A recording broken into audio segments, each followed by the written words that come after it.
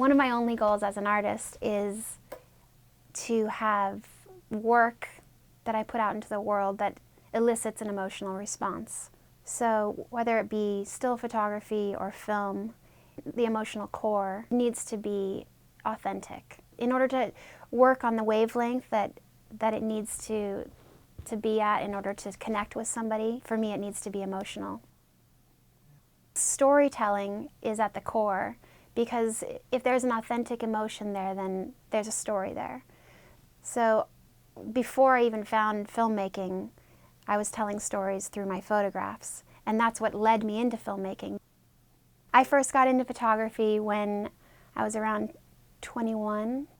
I saw a William Eggleston exhibition at the Getty Museum, and when I saw those mundane, ordinary shoes under the dirty bed, I knew that that was for me. There was something about William Eggleston's photography that struck me as magic. Something struck me emotionally about what was in that picture, and I didn't understand why I felt an emotional reaction to it, because looking at it, it didn't make sense to me that I would feel anything from it, but I felt so much. That was my first step into the world of art. I'd never seen photography being used for anything but advertising and fashion before that. Finding photography at that moment in my life was an epiphany.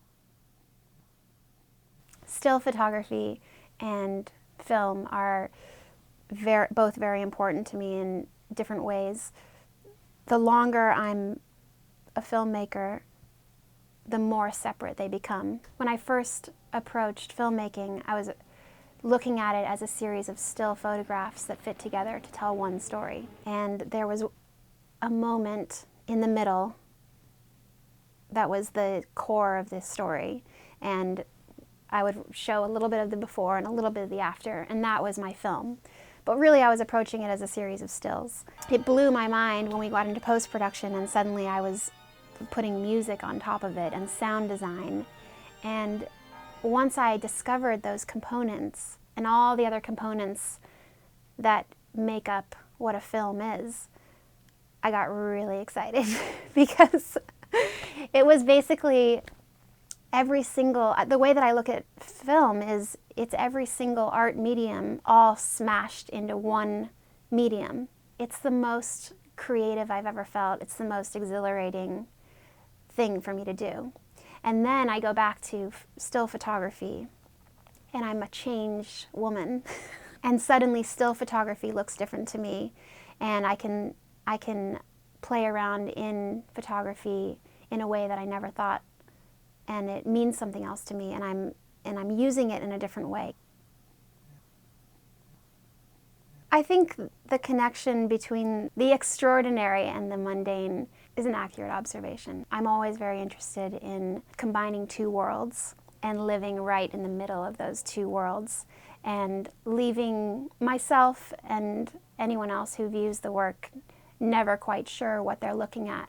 Are they looking at something fantastical and artificial, or are they looking at something very real and raw that reflects who they are as a human? I'm very interested in how the mind can distort reality. I'm interested in what is real and what is perceived. So a lot of my work does dance around the world of artifice versus documentary. And I try and allow that to happen on my sets too. I'll spend weeks or months in preparation for one picture sometimes. There's really always room for chance. There's no way to have enough time to ever prep that, because it will never be what I want it to be.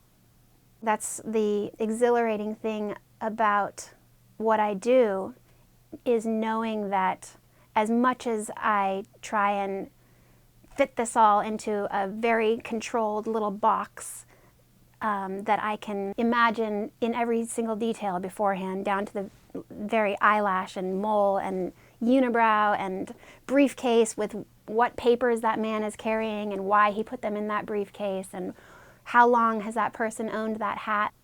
Every little detail has a story that you can then imagine who this person is by knowing that story. But ultimately it can't be controlled, because these extras or actors or friends of mine or family members, all the people that I smush together on these sets, they're all their own people, and they all have their own emotional baggage, and they all have their own reason for being there. And once we get on set, there's a bit of chaos in the controlled environment.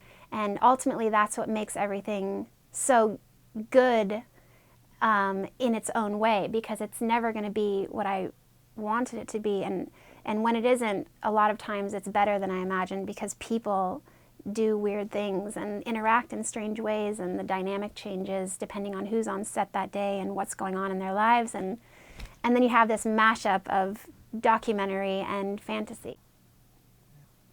Face in the crowd. The figure all alone amongst hundreds of people, a crowd of people. That's another version of how the mind can affect reality and distort reality, depending on how you're feeling emotionally and psychologically when you're in that crowd. Because one of the reasons I was interested in making Face in the Crowd at the time was because I'd been traveling a lot, and I kept noticing that depending on the emotional state that I was in, I could perceive a crowd to be this interesting place full of individuals that each had a story to tell.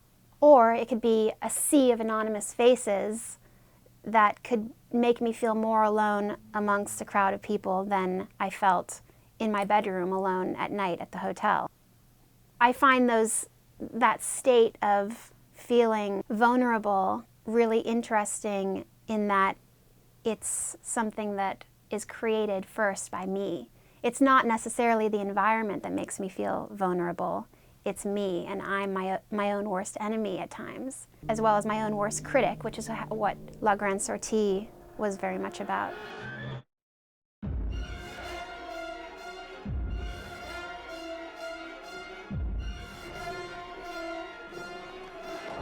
But on the other side of the spectrum is that you're also in charge of your power. I find it compelling to observe, but also to be observed. I think that's a complicated relationship. La Grande Sortie was very much about that relationship. I just discovered recently, right before making that I had a horrible anxiety around the stage, being on stage, being the performer. I was doing public talks for the first time, a lot of public talks, and it was all about how the audience can affect the performer just by being there, and having those eyes on you. The sea of anonymous faces staring back at you can be terrifying, and you can read into all kinds of things. Why did they look at their cell phone when they did? Why did they yawn? Why did they leave the room? Are they going to the bathroom, or are they not coming back because they don't like the show? Or if you're the audience, then you can look on stage at the performer. And my La Grande Sortie was about the ballet, and I thought it was really interesting that from an audience perspective, it's just this beautiful fantasy of perfection being created. That's a whole life of work being danced out for you on stage. The body never looked so light. The makeup is perfect. The hair is always perfect. Everything, the lighting is, the sets, everything. And then the second you're no longer an audience member and you're up on stage with the performer, you see all of the cracks in that surface. The sound of the point shoes hitting the wood floor is actually very loud and sounds like a knocking of a horror movie. The makeup gets cracked very easily. It becomes very ugly in ways. She transformed, but the audience is at that safe distance. They can never see all of that happening. I cast from friends and family and casting companies, and sometimes I'll see people on the street and ask them if they want to be involved. It's more intuitive. For me, it's a lot about what makes that person unique. So if somebody looks too much like the kind of agreed upon beauty of contemporary culture, generic, then I'm usually kind of bored by that, not really interested. You won't find much of that in my crowds. I'm interested in body shapes that are different, noses that that grab your attention, ears that stand out. I'm interested in different types of skin colors, tones of skin, and eyes that make you look twice. And there's just so many things about people that are really interesting and that are underrepresented in film and media. And for no reason. It's like a palette of paints. It adds a richness. Color for me is an emotional palette. So it's crucial that I have color, at least for now. I've tried many times, because I love black and white imagery so much, I've tried many times to see what one of my photographs or films would look like in black and white, and it takes away the very core emotional, like the point of doing it for me. It largely depends on it being in color. Some of my favorite films are in color, like The Red Shoes and The Wizard of Oz. Paris, Texas, yeah, bold color. It's Technicolor for me opened up a whole other kind of experiencing emotion in film. It's visceral. There's colors that we see that just don't exist still in film, that we see in life. And I see them in life and they make me feel something immediately. I really like playing with scale in my work because it's continuing that journey into how, what is reality, what is real? And I think that's a very important question, especially right now in our culture. It's a question that I have about how movies are made now. Like everyone is just assumes the movies are mostly CG now. Everyone assumes when they're looking at social media that that person's life really isn't like that, even though it looks very real. The political climate is so full of questions about what's real and what's not. Are we being told the truth? What is truth? You know, so these questions, they're not literal in my work, but they're all in there. It's layered throughout, and scale plays a big part of that. Los Angeles is a city that's constantly being molded by the movies, by entertainment of all kinds, and by the people that move here to become something else. The dreamers, the people that are trying to get away from something. It's a city of play, and it's a city of entertainment and illusion. The layer of glamour sitting right on the surface, and the seedy underbelly. There's so much to Los Angeles. The ever-changing, never-changing weather. It's a very strange place to grow up, and so I have no idea in what ways it's affected me that I wouldn't have ordinarily been affected had I grown up somewhere else. I liked the idea of playing with nostalgia, the idea of looking back, viewing the past differently probably than what it actually was. I have no idea what the 50s, 60s, and 70s were even like, but I have pictures from media and movies and old records. It's this feeling of the past being safer because it was already experienced. We lived through it, so it's safe. It's got to be safe. It was better, therefore.